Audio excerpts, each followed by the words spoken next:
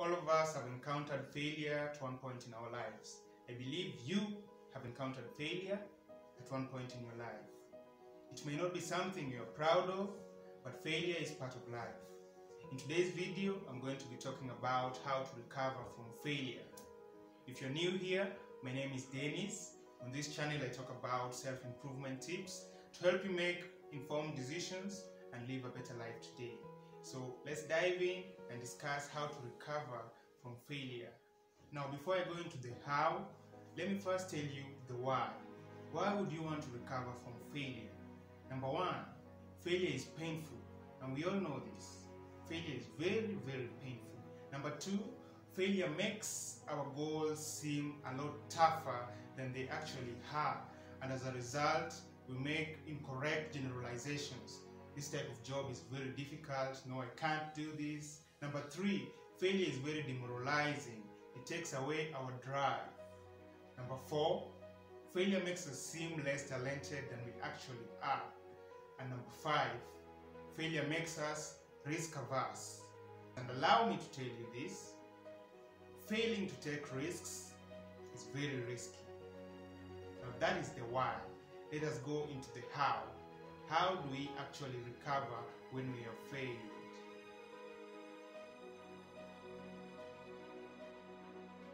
Now, when I say fight the lie, what I mean is this. I want you to recognize that failure in itself is a single incident and it exaggerates the difficulty of an entire process. Now, don't buy into this. Don't buy into the lie that you are unable. Instead, what do? Adopt a mindset of optimism and persistence. This way, the lie has no power over you.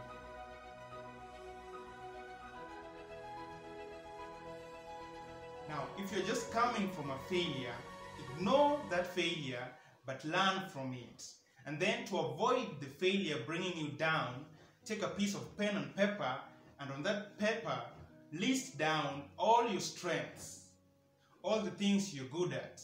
And if you cannot remember some of these things, ask a close friend of yours to help you with this exercise.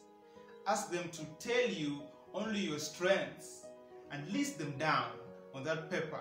And then once you're done, read your lists and reconnect with your potential. This way, the failure has no power over you.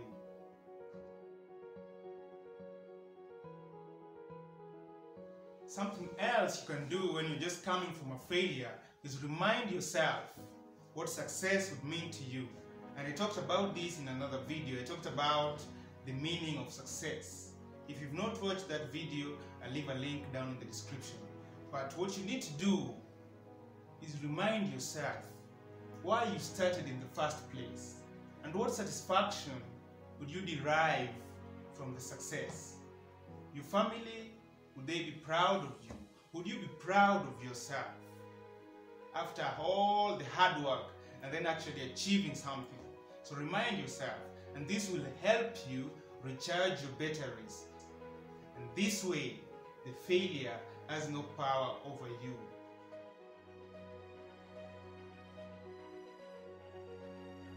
Take calculated risks, and it is normal to feel anxious when you're considering unconventional options. But remember your Samuel Beckett. Ever tried? Ever failed? No matter, try again, fail again, and fail better. So create a list of all the approaches that you can actually consider, and then out of this, and weighing which is more risky than the next, make an informed decision and take that risk. And like I said, failing to take risks is very risky. In this way, the failure has no power over you.